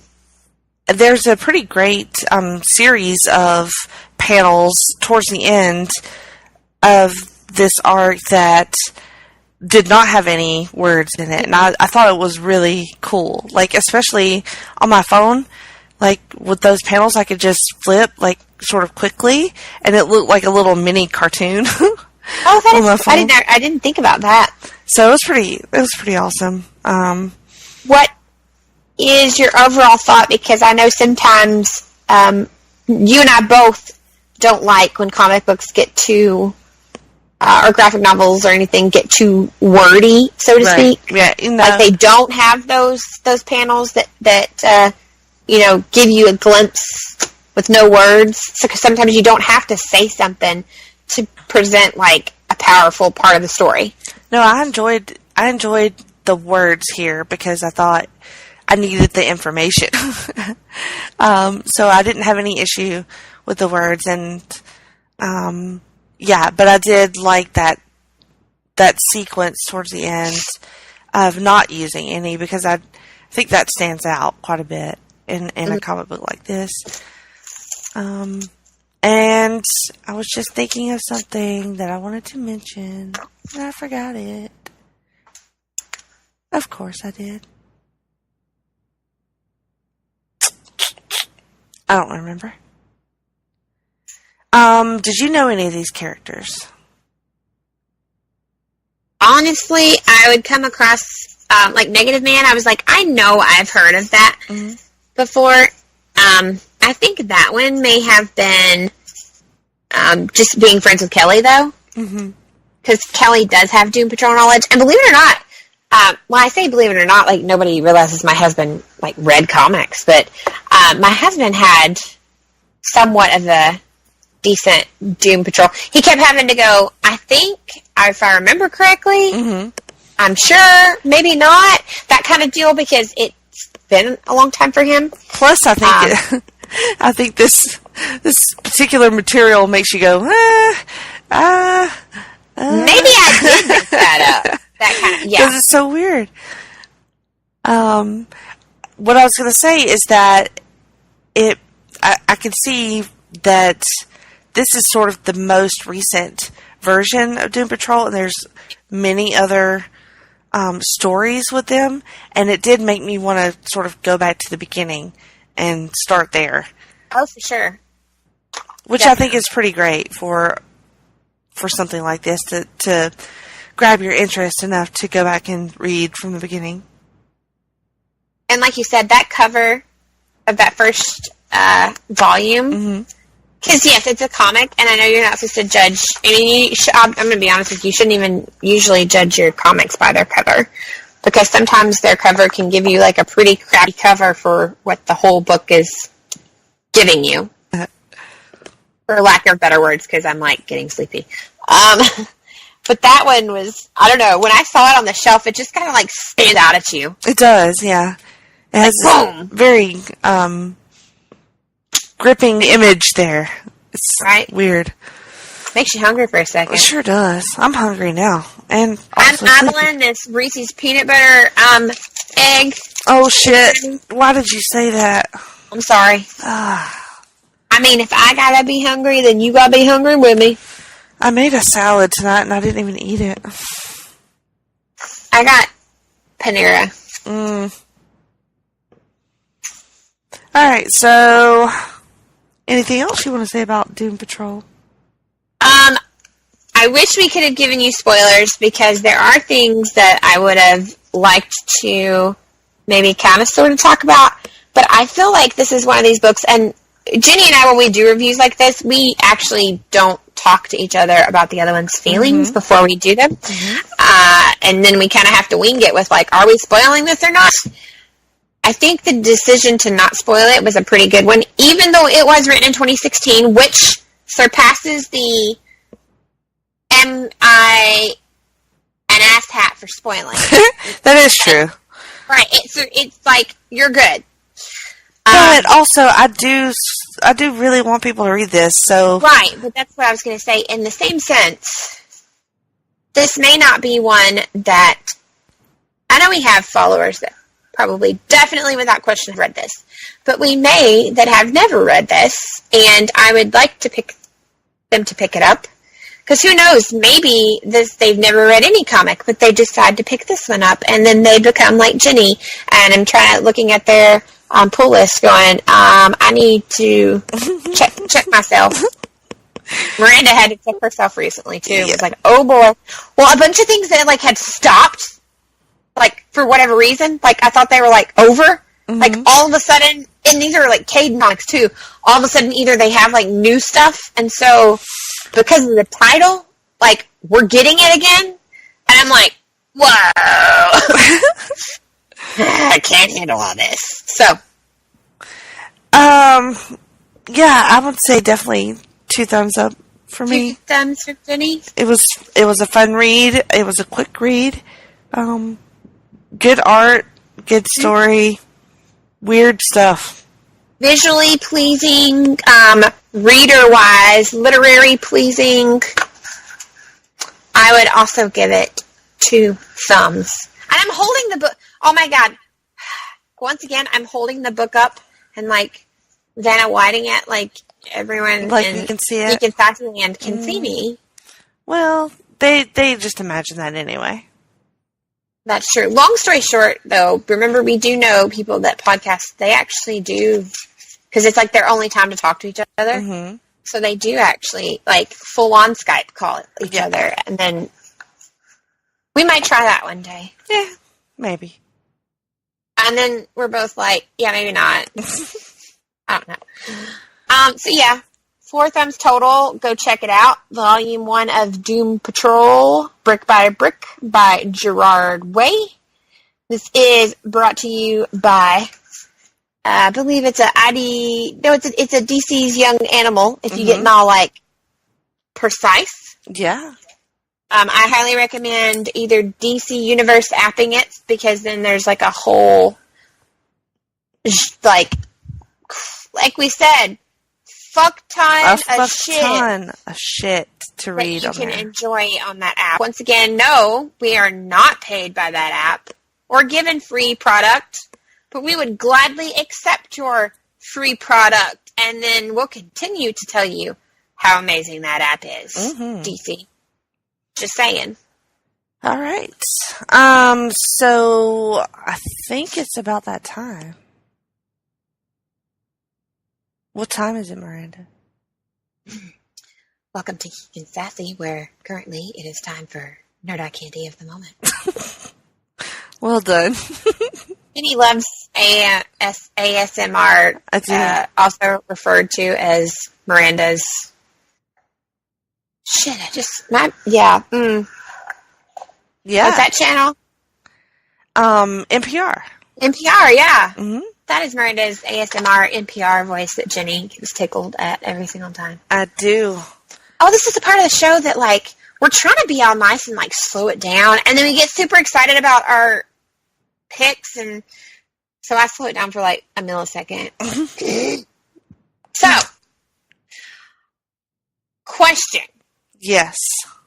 Thought about this hard, because earlier I realized I had not picked my Nerd Eye Candy. Mm-hmm. And so I'm sitting at the red light, because I'm bringing dinner home, and I go, I know who I'm going to pick. And I got super giddy and excited, and then my brain went, time out. You've picked him before. Pretty early in the career of Geek and Sassy, but nonetheless, I picked him. Mm-hmm. And I know at one point someone asked us, what would you do if one of you picked somebody that had already been picked? And we said, well, that's not happened yet. So, we don't know. So, to establish rules and to let our listeners know what these rules are, to hold us to some sort of accountability. Good Lord. Some sort. Right? Anyway. Given our rules of the Sassies that we did not even follow. Yeah, but we made them. Right. Tell me, anyone who wants a recount, you're not getting it, but you can complain and tell me you want a recount. In which case, I don't know. That might be nice. Anyway, thought processes from you there. What are your opinions on a Nerd Eye Candy being a not sassy related or special, like, hey, lifetime achievement or like special reason why we would talk about that person again? Mm-hmm. Would you allow them to be chosen a second time? I feel like they can be chosen a second time as long as it's the other person who chooses them. So I can pick one of your picks, and you can pick one of my picks. I mean, our tastes are not super similar, so I don't see this happening very much. Although you say that, and remember, there was one Geek and Sassy's happened one time so far. Well, we can kind of count the Sassies as a second time, but that one was a, like, planned on decision. But there was one time that, once again, we don't tell each other, and we pick the same person. Right.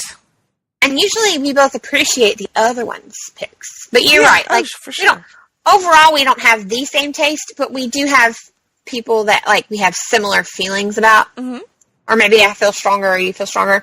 So, okay, I'm good with that. All right. Because I think we may have done that already and just not Acknowledge it? Acknowledge? Yeah. Yeah. Maybe so. I find it hard to remember what I picked anyway. So We did make a joke that we should do like a, almost, like, you couldn't do it like a bracket. So I'm not talking, although I just had a light bulb. Miranda just had an idea for a future episode. But Jenny and I mentioned briefly, like, setting up a board where you could, like, put the person's name and, like, Miranda's picked this person. These are all Jenny's picks. And then just, like, keep adding to it. Mm-hmm. We know it would be super fun to do. Kind of like what we're doing. I'm looking forward, looking back, and, like, some of the other draft things that you guys have done. We should do a draft / bracket of all the previous Nerd Eye candies, I think, at some point. And we'll do it, like, every so often. We shouldn't do it every year, because then that would, like, no, not I'm be good fun. for this. I'm down for this idea. And But one of us would have to go back and listen to all of the Nerd High candies.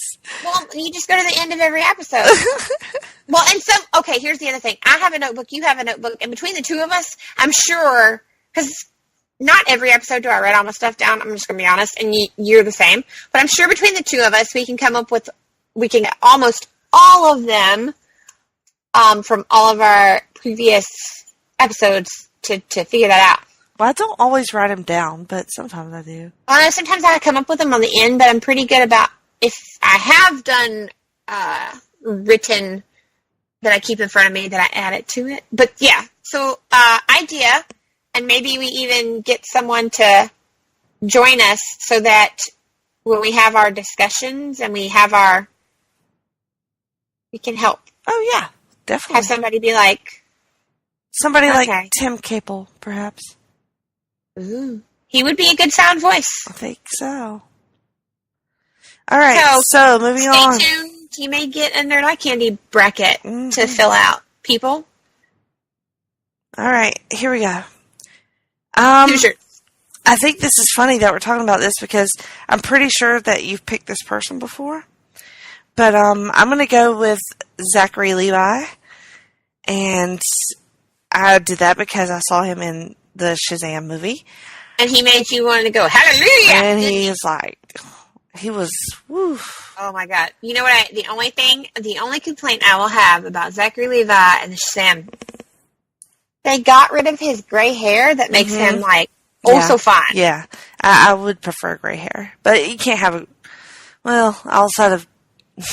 Well, no, I said this, right? And my friend Blake said, and I said, damn, they should have let him keep his hot gray hair. And Blake brought up a good point. He said, yeah, okay, I understand that, like, the women that swoon over him, because, I mean, and obviously we're all of a certain age, so, like, our husband boyfriends and stuff are all starting to, like, gray. So we find that, like, super, like, attractive, I guess is what it is. I don't know. Because we're aging, so we find... Anyway.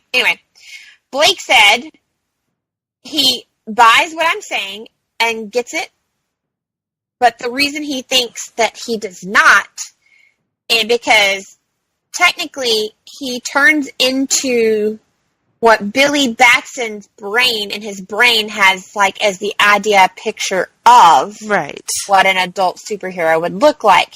And obviously you would make yourself look young. very appealing. Yeah. And, well, not just young, but, like they're going to look nice. Mhm. So that's maybe Billy, he said that's his reasoning for him not having the gray hair and Sam. That makes sense. I'm good with that.